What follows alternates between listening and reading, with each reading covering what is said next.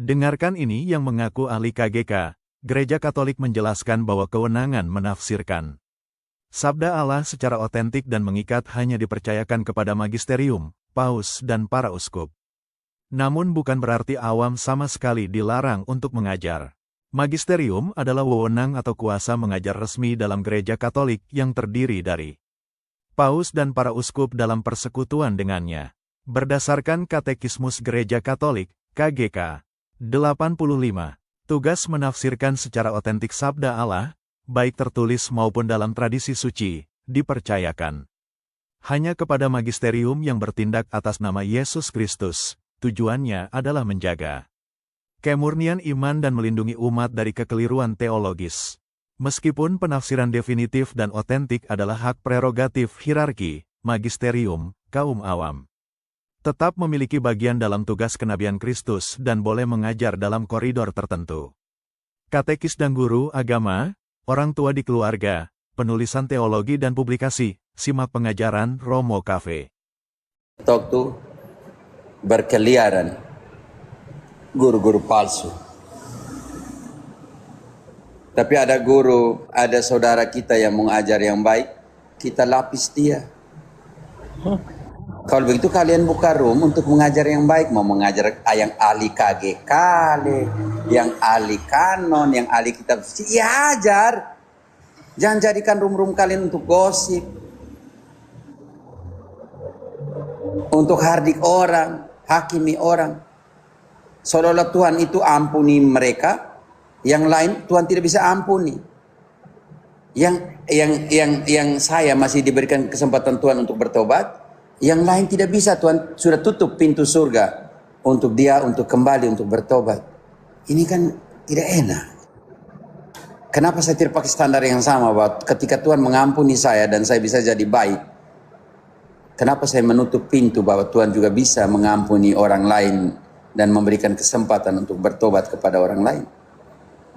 Kasihan. Lanjut. Karena akan datang waktunya orang tidak dapat lagi menerima ajaran sehat, tetapi mereka akan mengumpulkan guru-guru menurut kehendaknya untuk memuaskan keinginan telinganya. Mereka Apa yang akan harus memalingkan ya, lanjut. mereka akan memalingkan telinganya dari kebenaran dan membukanya bagi dongeng. Memalingkan diri dari kebenaran. Ya sudah, ajarkan secara biblis lah. Ajarkan menurut tradisi gereja. Ajarkan menurut magisterium gereja. Tapi kadang kita kaitkan dosa dan pengajaran. Ada satu fikih bagus ya yang bilang, dosa satu orang tidak meruntuhkan doktrin kebenaran yang diajarkan oleh gereja. Sangat setuju. Karena itu ayat 2 yang harus kita buat. Beritakanlah firman, siap sedialah baik atau tidak baik waktunya. Nyatakanlah apa yang salah. Tegurlah dan nasihatilah dengan segala kesabaran dan pengajaran. Gini, 1 Timotius 5 ayat ke-17. 1 Timotius 5 ayat 17. Presbiter yang baik pimpinannya patut dihormati 2 kali lipat, terutama mereka yang dengan jerih payah berkhotbah dan mengajar. Bukankah kitab suci berkata, "Janganlah engkau memberangus mulut lembu yang sedang mengirik," dan lagi, "Seorang pekerja patut mendapat upahnya." Janganlah engkau menerima tuduhan atas seorang presbiter, kecuali kalau didukung 2 atau 3 orang saksi. Mereka yang berbuat dosa, hendaklah kau tegur di depan semua orang, agar yang lain itu pun takut. Tapi itu nasihat untuk seorang Itu Paulus menasihati Timotius sebagai seorang Seorang biarlah uskup yang panggil. Biarlah magisterium yang panggil. Kalau ada presbiter di situ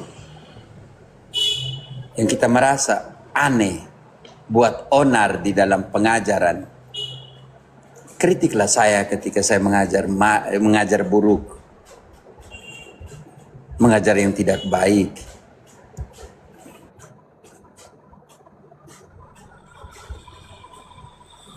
Bapak-bapak uskup di Indonesia, karena saya mengajar, minta maaf, bukan, saya kata mengajar terlalu besar bagi saya. Karena saya buat leksi divina, saya menjelaskan pengetahuan biblis. Kalau tolong bapak-bapak uskup yang ada di Indonesia, dari KWI dan semuanya, kalau ada salah interpretasi, kalau ada salah eksegesis, tolong tegur saya. Karena uskup lah yang mempercayakan presbiternya untuk mengajar. Dan menurut ayat 17 tadi, seorang presbiter yang mengajar dan mewartakan mendapat 2 kali bonifikasi, 2 kali kehormatan, penghargaan. Berapa kali Romo Patris minta penghargaan dari kalian? Karena dia dosen, dia mengajar di TikTok, sebagai sarana pewartaan, mengajar di seminari. Berapa kali Romo Bayu, Romo apa minta bonifikasi karena mengajar? Tidak. Itulah kekayaan kekatolikan. Buat dengan penuh iman. Apakah upahku? Upahku adalah mewartakan tanpa upah. Karena itu tolong saudara-saudaraku Katolik, buka room kalian supaya Katolik yang lain, awam-awam, makin mengenal ajaran yang benar, supaya tidak diombang-ambingkan oleh angin-angin pengajaran. Transformasi pengajaranmu di dalam era digital, manfaatkan itu. Yang membuat saya buka mata itu seorang katekis, seorang awam yang mengatakan kami sendiri di benua ke-6, benua digital ini, benua online ini, tidak ada yang menemani kami dalam pewartaan. Kami sendiri awam yang ada di sana.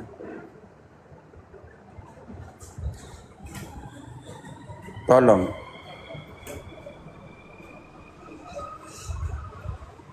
Kalau tidak lihat dari sisi presbiternya, saya punya kewajiban pembaptisan dan krisma yang telah saya terima untuk membela imanku, iman Katolikku dalam perkataan dan perbuatan.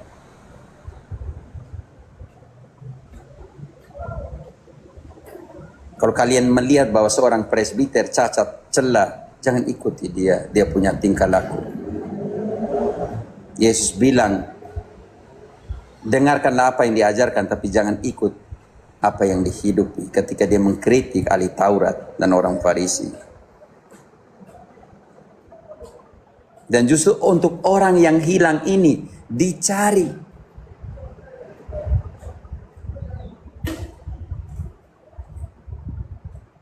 Ketika domba yang hilang, gembala pergi cari.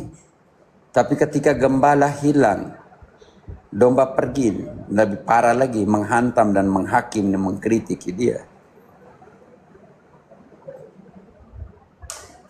Semoga orang Katolik Indonesia baik-baik, apa adanya, baik-baik.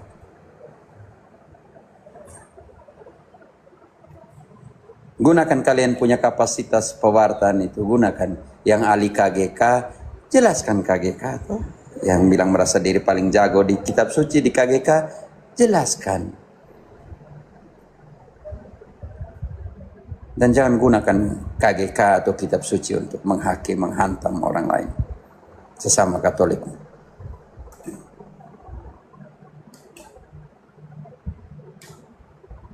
Gunakan semua kapasitas untuk mewartakan, supaya orang jangan diombang-ambingkan oleh angin-angin pengajaran.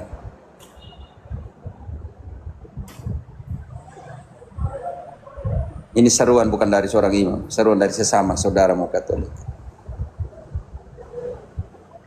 karena katanya Pater, maaf, cuman magisterium saja para uskup dan Paus saja kah ya, karena menggunakan KGK tadi 86 dan berakhir di KGK 100 kalau nggak salah tadi itu.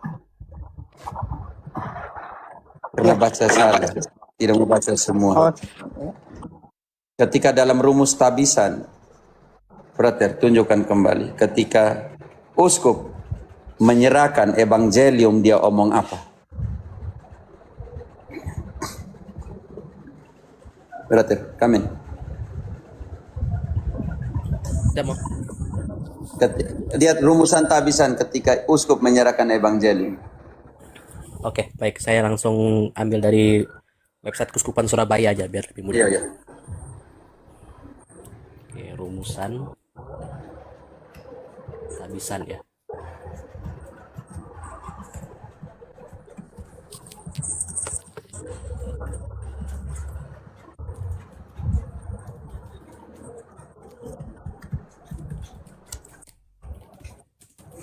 Oke. Saya open game aja biar lebih mudah.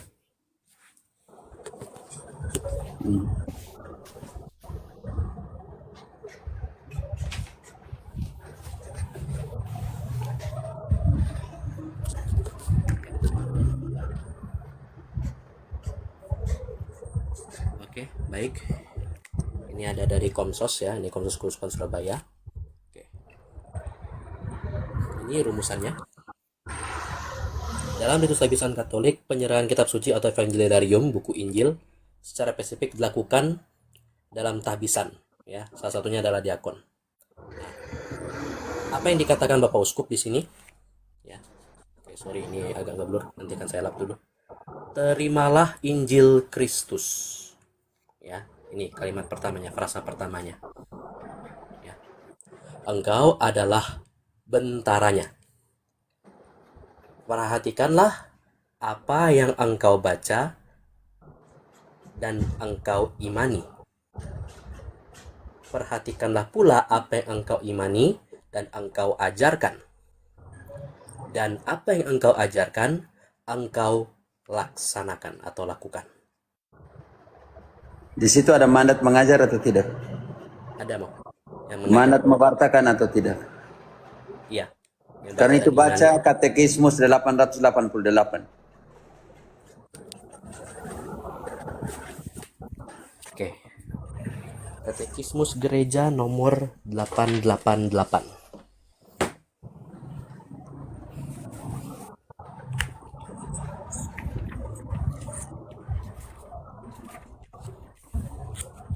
Baik, bunyinya bersama para imam, rekan sekerjanya, para uskup mempunyai tugas utama mewartakan Bersama dengan Injil siapa? dengan uskup, para uskup, imam dan para uskup, Bapak Uskup sendiri di situ? para uskup. Baca kembali untuk mereka. Ya. Bersama para Baca untuk imam, ahli KGK itu. ya. Bersama para imam, rekan sekerjanya, para uskup mempunyai tugas utama mewartakan Injil Allah kepada semua orang. Seperti Uskup sendiri di yang situ? tidak, para uskup pakai para, berarti lebih dari satu.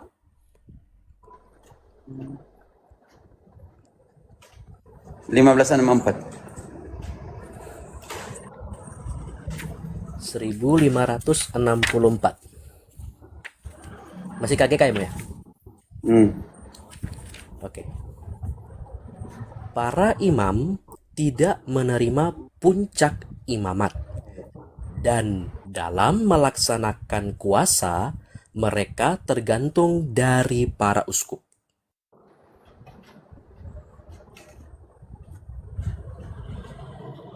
Namun mereka sama-sama imam seperti para uskup.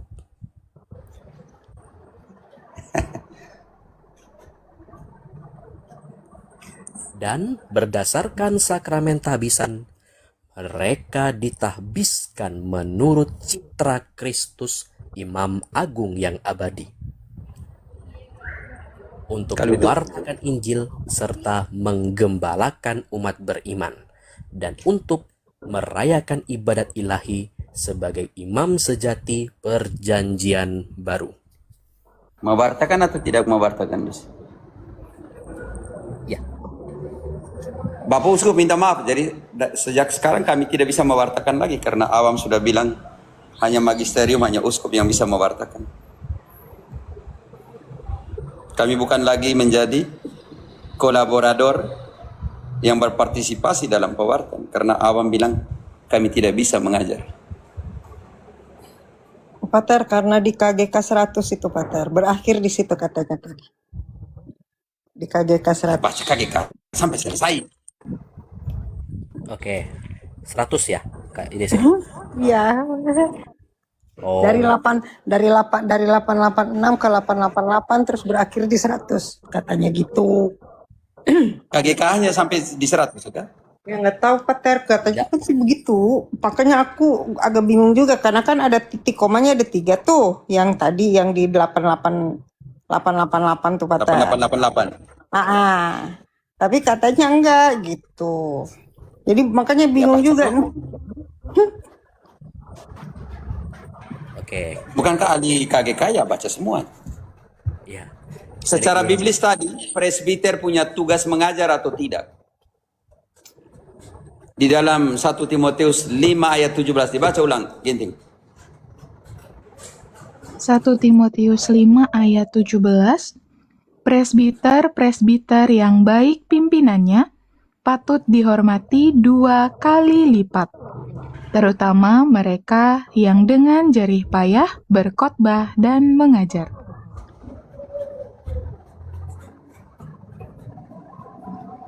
Makanya saya minta Bapak Uskup Indonesia ya, karena saya berusaha untuk buat leksio divina, untuk bedah kitab Karena suci dalam bahasa Indonesia. Sebentar tidak sih.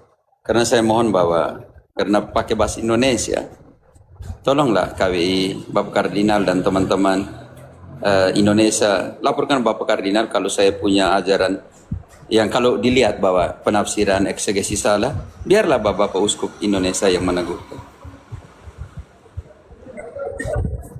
Karena katanya imam cuman khotbah Pater. Di situ apa yang barusan dibaca di situ?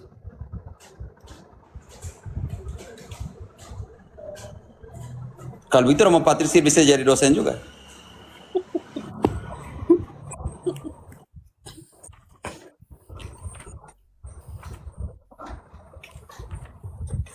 Semua dosen yang imam lelaro tidak boleh jadi uskup dulu, semua harus dihabiskan, semua dosen lelaro di semua seminari tinggi harus semua dihabiskan jadi uskup baru bisa mengajar.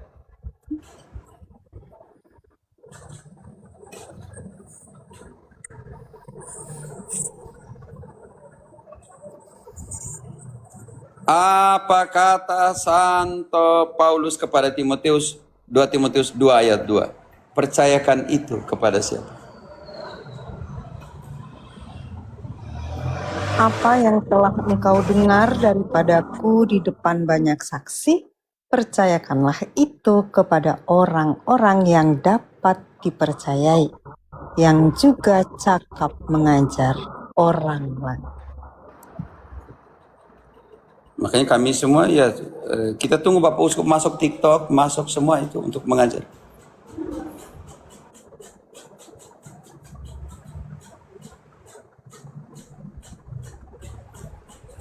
Daripada kita buang-buang waktu tentang hal ini,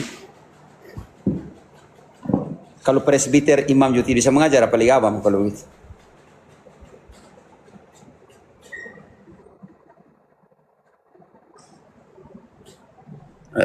Mendingan saya jadi Protestan lebih supaya saya bisa baca kitab suci tanpa abam harus mengatakan tidak boleh.